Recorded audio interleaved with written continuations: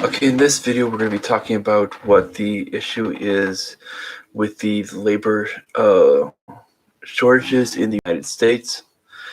And we're going to be talking about a few issues surrounding it. And we're going to be going over a solution for it. And with it, we're going to be covering a couple of the issues around it, such as the supply chain issues. I'm going to go over a little bit into the issue of inflation and how that covers into it as well, and then what to do with the labor shortage overall with it and how that could be done, how that could be solved very easily. And this is really not a hard solution overall. Now, right now with it, what's causing the actual labor shortage is very simple, because what's happening is the government is really, in this case, the government's just intervening in the market, and it's giving an actual incentive not to work for people. What they're doing is essentially they're paying people not to work. And when you do this, people essentially take that key from the government that when they say don't work, and will hand you money for not working, and they do it. This is no different than when the government says, if you do not grow crops, we will pay you for not growing crops, to raise the price of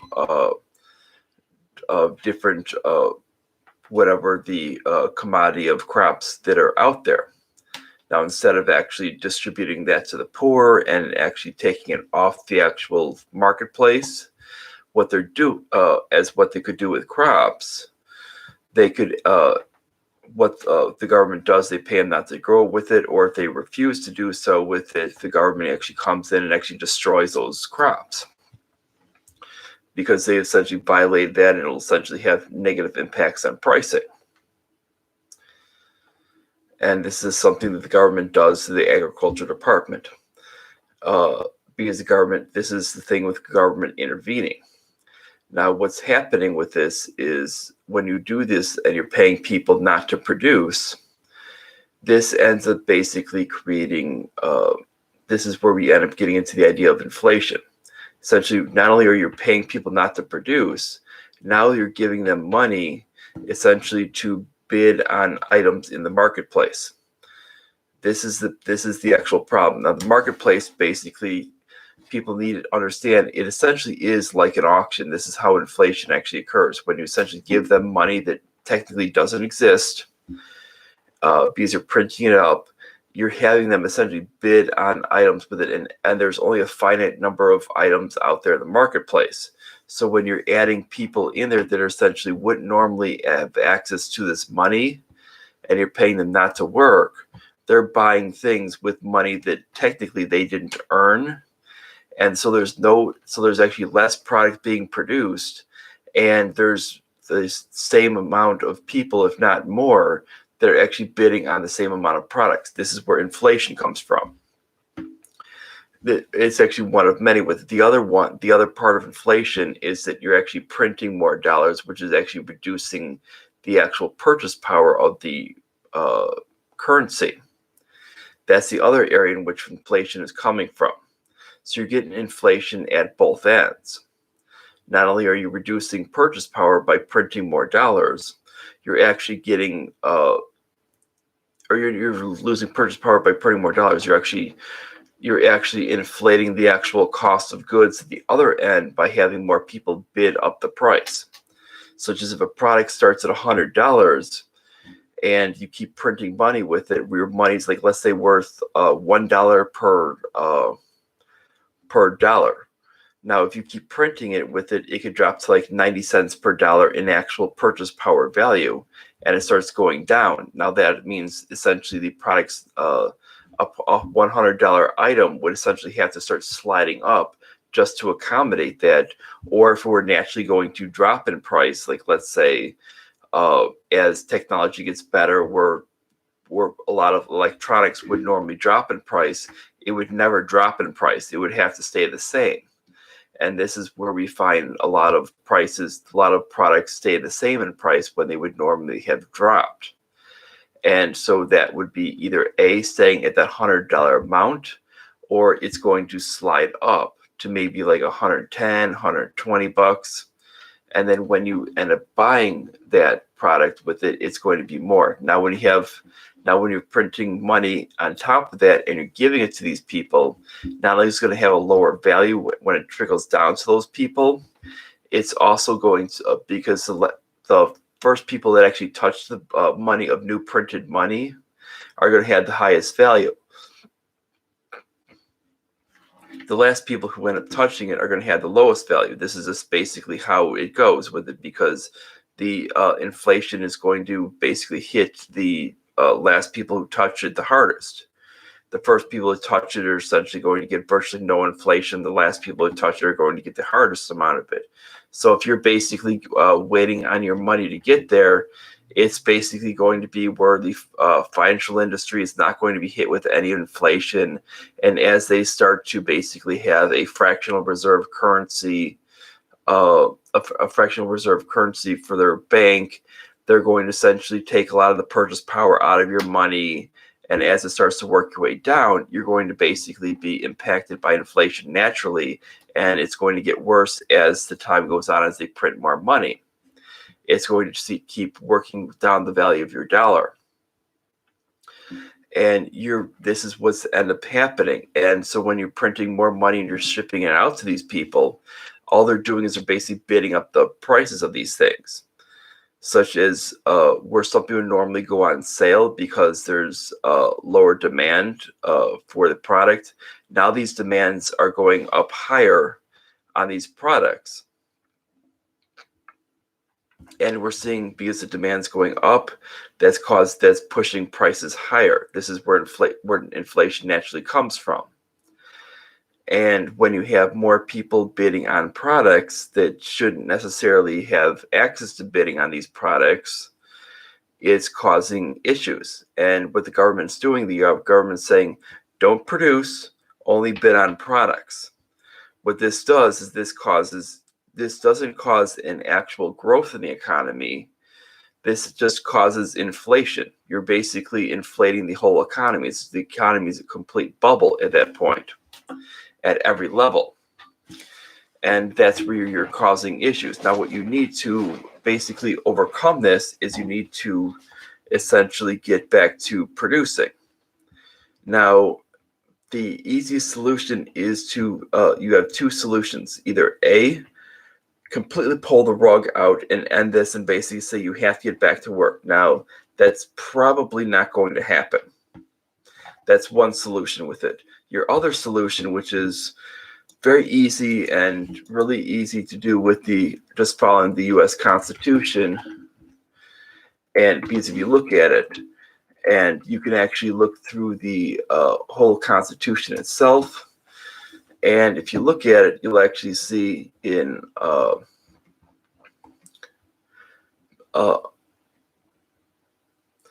the article, what is it? Article 1, you'll actually see that there is no power over which controls Congress. And you'll see that there is, and you'll see even on the executive branch, which is Article 2, you'll see that basically all that does is basically say that they have to uphold the law. So when it comes down to Article 1, which is basically just the Congress, and then obviously Article 3 is for the Supreme Court, and they're basically looking over to see if things are constitutional. And Article 4 is basically going over a lot of the records, and a lot of these citizens get privileges and immunities in the states of certain things.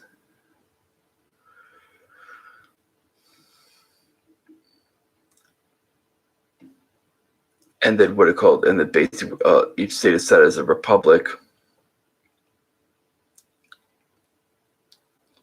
And then Article 5 is over the amendments and so on and so forth.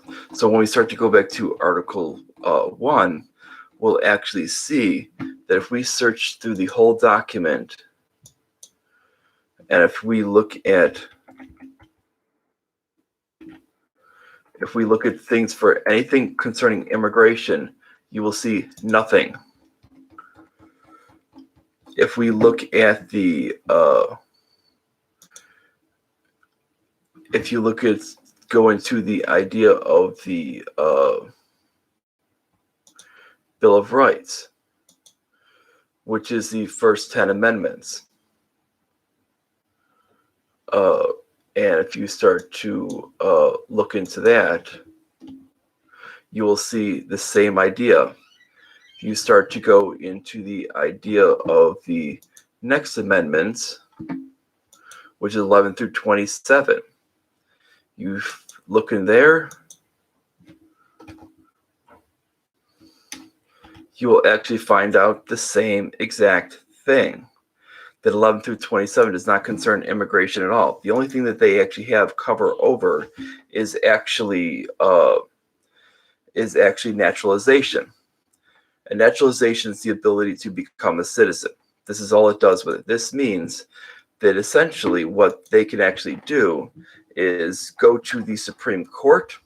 The executive branch can do this, go to the Supreme Court, say we want to remove all immigration law that is actually under the Commerce Clause, because the Commerce Clause does not cover immigration, and say we want it removed immediately, and we want to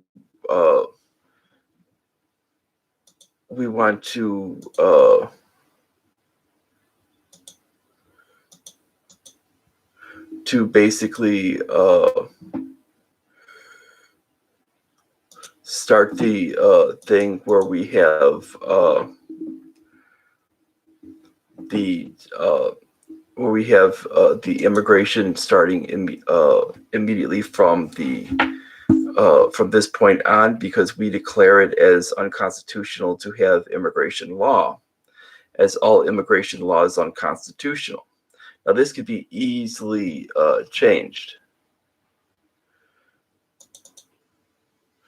And I think that we can easily adopt this through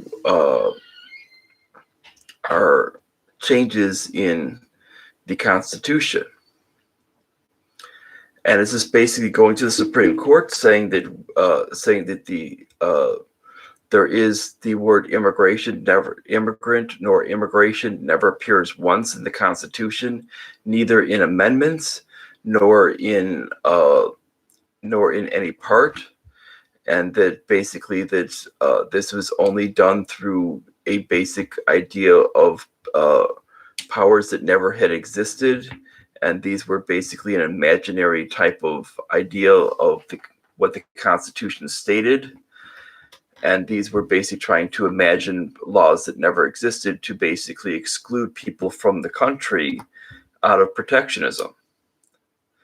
And that these powers never existed to begin with.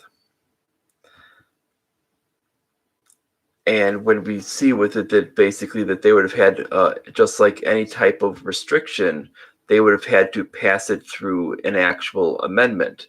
No amendment was ever passed, as no amendment would have ever been allowed to pass since the start. This was mainly done through basically threatening judges from the start with it, and this is where they allowed it to begin with in the early parts of the progressive era. And when we start to look at it, we can actually see that that's actually kind of its original point at which it happened. Now, when we start to look at this, now, what would immigration actually do to the economy when it comes down to it? Now, first of all, is when it comes down to it, is not only would we actually have people that are going to fill the spots of the work that's actually necessary and get our and actually have production, which would actually lower the actual rate of inflation well past what we could actually well past what the people who are not working would actually be causing. we would actually be creating new entrepreneurs within the country. And for those who are not working, who would maybe maybe get worried that this would be causing them to be kind of losing their spot, they would then they could then have the option of getting work as these new people coming into the country become entrepreneurs. Because as we've seen in studies, is that basically 60% of all the new businesses and jobs created are coming from specifically Hispanics and East Asians. This is hands down where it's coming from. 80% are coming from actually immigrants as a whole. Only 20% are coming from actually natural born citizens. This is why when we've seen in the past, why when Barack Obama was calling the United States lazy, he did have the actual paperwork to back himself up. And it wasn't that he was insulting the country. It was for the fact that he actually had the paperwork to back himself up and state that, well, when we have immigrants here that are actually creating jobs, and we have a lot of the natural born citizens that just want to basically go to work for their 9 to 5, collect a paycheck, go home and do nothing. Well, that was kind of the reason why. It was not necessarily that there aren't people who are natural born citizens that don't do this, that don't create jobs and don't create their own companies. It was the fact that the huge vast majority of them don't. And when we have these people complaining in the country, oh, how come Jeff Bezos is making so much money each year? Well, he actually started out by risking a lot of his own money to start Amazon. That's why he's as wealthy as he is today. And that's where it comes from. You have to be willing to risk your money with it, be willing to start from the ground up, and be willing to build something. If you're not willing to build something, you're not going to come out with anything but a 9 to 5 job. And it's only going to be solely dependent on how much experience you have, what type of skills you have, and what type of education you have. Those are going to be the only 3 things with it. If you don't have the education to back you up, if you don't have the skills to back you up, and you don't have the experience to back you up, guess what's going to happen? You're going to end up with a horrible job, and it's not going to pay you anything with it, and you have nobody to complain at except yourself. And that's what ends up happening with these things. And we have people on both sides of the aisle, both the left and the right, that keep complaining about this.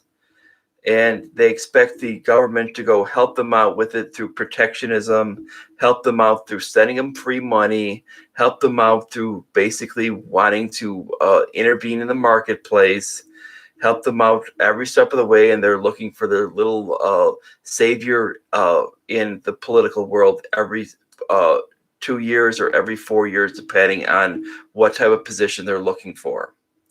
And it's always the same thing. It's always the same people. They keep begging to be saved because they refuse to actually try to make themselves better. And they're like, well, how come my house is not adding any value? Well, if it added value, that would be an actual bubble. You actually have to add something to your house that's of value. We have plenty of shows that actually list the things that actually add the most value. Those are bathrooms and kitchens. Everything else is of much lower value. And you need to those are the ones that are actually adding value. If you're wasting time adding debt to your credit cards to make a deck, it's not going to be adding any value to your home. And I've seen people online do this. They say, "Oh, I'm going to add debt to my credit card to build a deck." Guess what? You're going to be losing money on that because you're paying more money in interest than you are whatever money it would actually add to your home. It's going to be basically, at best, it's going to be possibly create a little better of a decision to add for somebody to buy your home, but it's not going to create any additional value. And that's the whole point. Someone without a deck on their home with it that's at the same price level, or actually at a lower price level, they're probably going to go with the cheaper home. and they're not going to go with your home with it unless unless you're doing it as a toss it, and that's usually what it is, and or not much higher, with maybe like $1,000 higher with this. You actually lose money on those deals, and that's why when you do it, you should be paying out of cash out of those things with it. And these are the things where people that don't know anything about selling homes would not understand. I've seen a lot of people that do this, or about flipping homes, don't understand about that. That's why if you find a lot of people flip homes, that is the last thing that they want to touch, because the fact is it doesn't earn anything. And this is part of the whole thing where people don't understand inflation and don't understand things like credit card debt and these other things. And this is why you get a lot of these people get in trouble. And frankly, these people shouldn't be bailed out because they're not responsible with their money. And when we're looking at what we want in the country that are going to be able to handle their debt, it should be people coming into the country that are coming from countries that actually have lower than 100% debt to GDP ratio. The countries that actually Donald Trump actually insulted, those are the ones we want in the country. When we look at when we go in against immigration, our actual debt to GDP actually went up in percentage. We can actually look at these in numbers.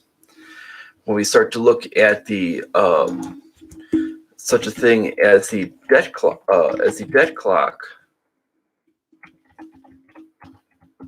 you can actually see how much it goes up, and this goes up specifically because of the fact of the factor that we've actually have been against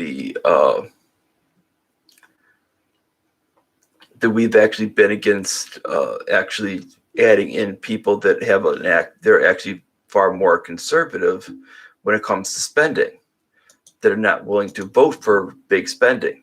Now, the people that want big spending are actually domestically here already. The people that are actually already born here, they're the ones that actually want these big spending budgets. People on the right want more military budgets. People on the left want more welfare budgets. These are the people that are already here. You want new people here that are actually going to say, I don't want military spending. I don't want welfare spending. People should have to earn their own way, and we should not be spending money on what it called on militarism. And this is basically how you do it, is you want to bring people in who are actually going to be far more conservative on both ends. And you're not going to get that, because if you start to go back by year to year to year, I mean, we can actually see, because of the impacts of this, we just go all the way back to 2000, which is just going like right before we started this this whole idea of immigration restrictions on a hardcore level. I mean, we weren't anywhere close to being on the level of liberal on immigration. Still, this is at the end of the Clinton term, and we are at a 57.92% of debt to GDP. Now we're talking, we're at a 127.84%. This is not because of some type of thing of just basic welfare spending. This is because of the war on immigration. This is because of the drug war. This is because of the war on terrorism. These things have actually added so much to our actual debt that we've actually the war on poverty as well. When we start to look at it, this is what happens. And we basically have added it all to inflation. If you want to know why people can't get ahead, that's the reason why. And we need to look into these things. This is why when we start to look at the labor solution, we need to actually look at bringing people in who are actually going to do the job right. I mean, look at some of the telecommunication companies. Telecommunication companies, for all of their services, are going out to the Philippines and they're going out to India for all of their people. They're not going to, they're basically, our people that are actually within our own country are considered to be so incompetent that they basically, that when they screw everything up, they have to go, they basically, the people out in the Philippines have to fix everything, and they have to fix everything that the people in the United States screwed up. They also are usually the ones that are coming to the United States when when they're allowed to travel here, when it's not being blocked, and they're the ones trying to train them, hopefully, because they're not train them to the best of their abilities with it, because the people in the United States are completely stupid. And you're talking that these people are incompetent in the United States, and they can't even pick that up. And it's not hard for them to actually learn something with it, but they are incapable of it. And this is where we've gotten to, and this is why our education system has dropped so low, because we've gotten to be entitled, this entitled attitude, and we don't know how to do anything right. And it's not from it's not from how the right tends to see, oh, it's because of some left-wing conspiracy on the right, and the people on the left are trying to say, oh, if we just put more money into it, it'll fix it all. No, it's not that solution with it. It's the fact is with it, because we don't actually have any core values of learning anything anymore. We don't believe in hard work anymore. We've given that up. Both sides have given that up. And this is why we need a whole new group of people coming in to actually instill that. We need to end protectionism. We need the fear of God to be put into these workers in the United States. Stop protecting them. They need the fear of God in them with it to say, you're not going to get your job back. It's gone. We're putting in someone who does the job right. Your job is gone. Bye-bye. You're gone. Hit the road. We don't care what happens to you. We're not playing this. We care about your family and all this other stuff with it, because frankly, the only person who should be caring about the family is that person working there. And if they don't care about enough of their family with it to actually work hard enough and get their butt back to work, and if they're making excuses for everything with it, then sorry, but they need to hit the road, because that means they don't care anything about their family. And I'm sorry to talk harshly with this, but that's the way it goes. And we need people in here that actually do care about their families, that actually do care about working hard, that actually do care about wanting to be productive and wanting to actually make the actual economy better by working as individuals to actually be something of a producer within the country. As being an individual producer, you're going to be making the whole community better. You don't make the community better by basically make excuses for everything else and blame everybody else for your problems. And you need to pick yourself up by your bootstraps with it. I mean, I thought that used to be a virtue for what you should have with it, but I've seen a lot of people out there with it that have basically made excuses on both sides. And I think it needs, frankly, to end. And I think we need a whole new crop of people here. There's some people out there that I've met that have actually been willing to do that, but not many. And that's the whole problem out there, is we have not seen many of them, because we've seen people on the right and people on the left that are making excuses for each other. You have nationalists on the right, you have socialists on the left with it that basically want to say, socialists go, oh, we need a living wage. No, earn it. You have people on the nationalists on the right go, oh, foreigners are taking our jobs. No, you're just lazy and you can't handle any competition. This is the whole thing with it. You don't want any competition, and you realize with it that you're not capable of actually handling any competition when it comes down to trade, when it comes down to labor or anything. You can't handle any competition. They're just nationalists are nothing but a bunch of sore losers, and they basically want to have everything handed to them.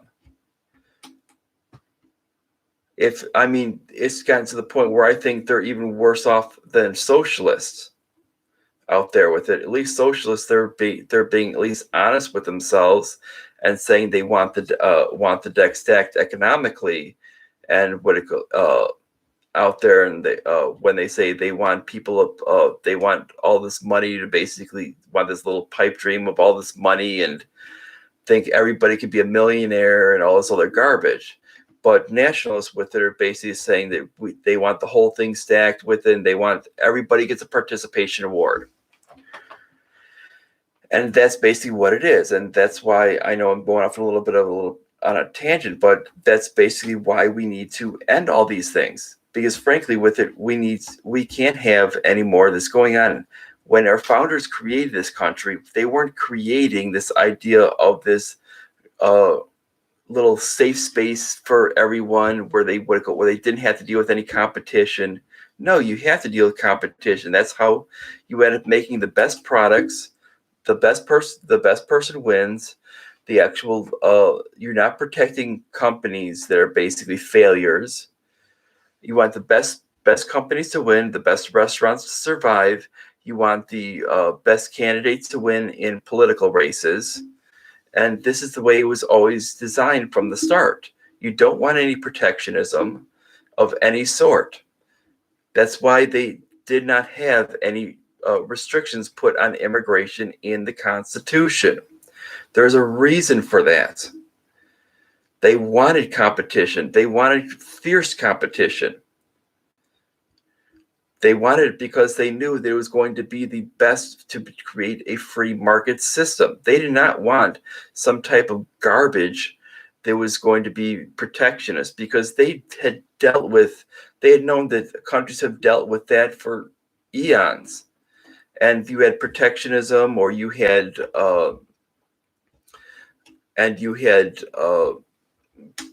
basically your oligarchies, you had your monarchies, and they had dealt with all these things before and seen it all fail before, and they know that protectionism just basically leads to war. And they wanted to end it and actually have a peaceful society. So they know that voluntary exchange. They knew that actual competition is the way to win.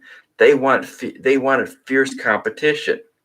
They didn't want to raise a country of lazy degenerates that would have ended up destroying the actual country. They wanted fierce competition. They knew that fierce competition was the way to basically not only produce excess, but to produce so much that even those who couldn't produce were going to be given the extra through charity. And that's how the actual nation was founded. That's how they end up getting to that point. When you go with the idea of basically trying to share everything and all that other things like that, that's why they end up that's why the people who end up arriving in Plymouth end up almost dying because of that. And that's what we're going towards. That's the idea of that socialism and the mixed economy. That's the whole idea of that. When you have the idea of basically trying to produce as much as you can produce, you're going to have extra for those who can't produce. And it ends up making it the best for everyone. And that's why we want that. And when you end up getting other stuff, you end up getting lazy and your country falls apart. Our country's only falling apart not because of, in Donald Trump's eyes, that we're not becoming nationalists, and not because in the other direction that we're not becoming socialist enough with it. It's because we've lost the whole idea of following the Constitution directly as written. And we've done this for over 100 years. And we basically need to just directly follow it as written, and that's it. It's just that simple. It's not in the Constitution. It's not there. And basically just follow it as written, and basically just take all the ideas with that and start eliminating the things that aren't there with the powers. Stop trying to rob people from the federal government. Stop trying to abuse your powers that aren't there. If the power isn't there, don't use it. Now, obviously, there's a few different things that are basically that have been passed with it, that people were kind of essentially had their money stolen and had promises being made with it through certain things with it. I can understand through certain things like that. So this is Social Security.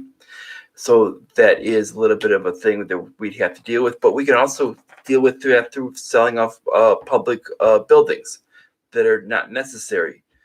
And this is the ideas talked through by Jo Jorgensen. She has actually brought that up. And all this could be easy to do that with it. Reduce the size of government down to a minimal thing. And we never talked about getting rid of a standing army. I mean, we don't need a standing army. We need our army when we need it. We don't need an actual army all the time. And there's other areas in the army with it, such as the Space Force. The Space Force it's a complete joke. I mean, this is something that needs to be eliminated immediately. I mean, what, are we going to be attacked by space aliens? Is Galaga going to be a real thing now? And this is where we've gotten with it. I mean, and this is why we end up having these ideas of where our country's going downhill and downhill fast. And people tend to go, oh, it's because of Biden. No, it's not because of Biden. It's because of a long-standing thing that's been going on for about, what are we, up to like 140 years now? And this is where we're going at with it, is that this is what it's from. And it's not going to get any better until we actually realize the Constitution is where it's at. And if you don't follow the Constitution as written, it's only going to get worse. And you get people on both sides who go, no, we don't want to do it with it. Now, one side will be willing to follow certain areas with it. The other side will be willing to follow other areas with it. But they're not all willing to follow the whole thing. Now, if you had them willing to follow the whole thing as written, which they're supposed to, they take an oath to it, but they're not willing to follow the whole thing. Now, if they were willing to and actually say, hey, we realize that immigration is not an actual congressional authority. We realize it's not a executive authority. We realize it's not a judicial authority. We realize it's not a state authority. It's not even there whatsoever. Nobody can limit whoever moves anywhere with it, because the natural movement of people the movement of people is a natural right. Everybody can move wherever they want to, and especially with it, it's been completely made free for everyone once we've actually abolished slavery. Once slavery was abolished, not only was it for people outside the country with it, and people who were considered free within the country, as in residents or citizens, it's also been made free for people that were slaves, people who are slaves as well, being here or abroad. Now it means anybody abroad, and it's very simple with it. Now you basically, it doesn't matter if it doesn't matter who you are with it. You should be able to move freely anywhere throughout the country. And the only reason why it exists currently for restrictions on immigration is because this false idea of trying to protect jobs of Americans. And that was the only reason why it ever existed. Once we actually get rid of that idea, is we can actually move along. I want to cut it right here because we're at about 12:15 in the morning. And bye, everyone.